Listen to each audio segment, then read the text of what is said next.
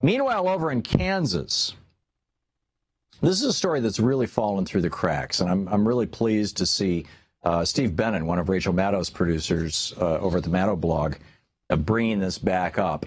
And I hope that that means that this is going to be a big part of her show tonight or soon. Probably not tonight, because it's, tonight is Hillary Clinton's night. But the headline is, under Brownback, Kansas's credit faces another downgrade. And Steve points out that it's been 6 years since Sam Brownback became governor and said, I'm going to do, and this was his phrase, this was Sam Brownback's phrase, a real live experiment, quote unquote, with his state's economy. And what was that experiment? It was Reaganomics. Now, we've had 40 years to see what Reaganomics did to America, right? It has created an almost $20 billion deficit. There's a $20 trillion.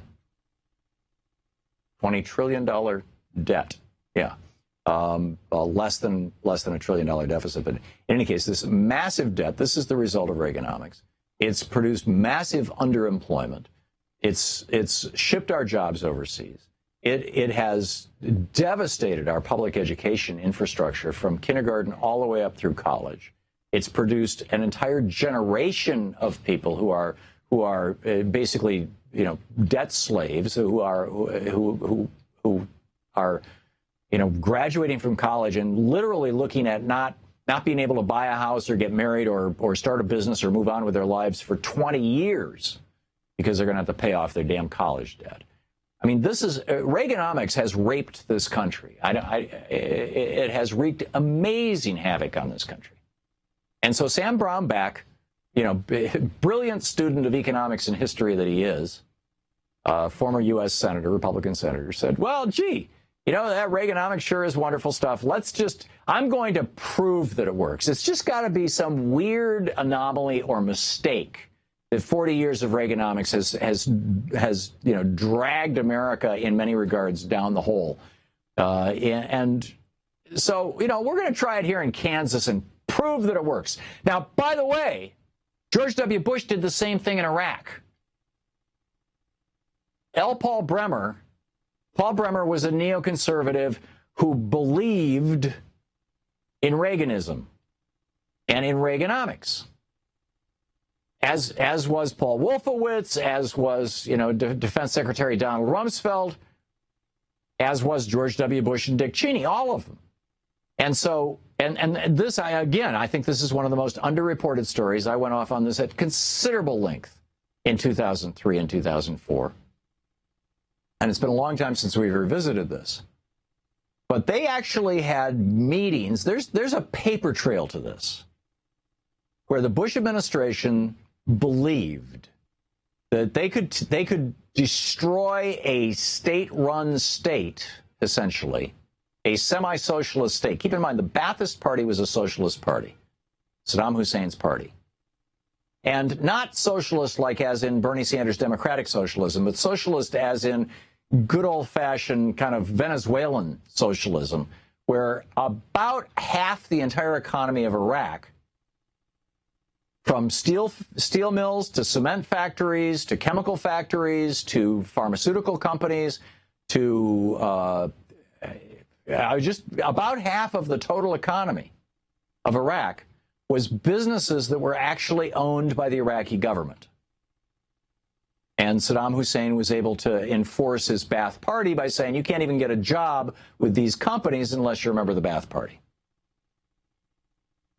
So, and he had an economy that until George Herbert Walker Bush decided to go after him after, April Gillespie saying, sure, go ahead and take Kuwait, and then boom, drop the hammer on him. And George Herbert Walker Bush, thought this was going to get him reelected president. Just a little war. Didn't work so well. But in any case, they used to refer to Baghdad as the Paris of the Middle East. The country was working, women were professionals, people went to college. I mean, don't mess with Saddam Hussein or his crazy sons Uday and Qusay. which every time I see Donald and Eric Trump, all I can think is Uday and Kusei. But in any case, so the idea was we're going to take down these state-run businesses, and magically in their place, because of the free market, and freedom, what's going to emerge in Iraq is a vibrant economy fueled by that dynamic capitalism stuff. And so the first thing they did after they took Baghdad was they fired all the government employees and shut down all the government-owned companies. I mean, literally within days. So what did people start doing? They started looting all these buildings, including the National Museum. And what did Don Rumsfeld say? Well, it's just freedom. Freedom is messy. Well, Sam Brownback is doing something like this in Kansas. He massively cut the taxes on billionaires who live in Kansas, like Charles Koch.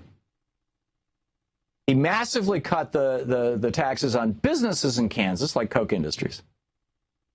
And he slashed public investments and said, no, just like Donald Trump just like Donald Rumsfeld and Dick Cheney and George W. Bush with Iraq, now we're just going to stand back, or just going to sit back and watch the prosperity explode in Kansas. Well, the Topeka Capital Journal reported yesterday, and I quote, a major rating agency on Tuesday downgraded Kansas's credit rating for the second time in 2 years because of the state's budget problems. S&P Global Ratings dropped its rating for Kansas from AA- to AA 3 months after putting the state on a negative credit watch. The ratings agency cited the state's lack of cash reserves even after multiple rounds of budget adjustments over the past year. S&P credit analyst David Hitchcock said the downgrade reflects what we believe to be structural budget pressures. Right. And then in 2012, you'll recall, Mitch McConnell said, we're going to do the same thing in Washington that Sam Brownback is doing in Kansas. This is the Thom Hartmann Program. And he's been trying. Mitch McConnell. These guys are nuts. We'll be back. To watch more clips from our programs, hit the Watch More Videos button over here. And please be sure to hit the handy-dandy subscribe button so you'll always be up to date. Tag, you're it.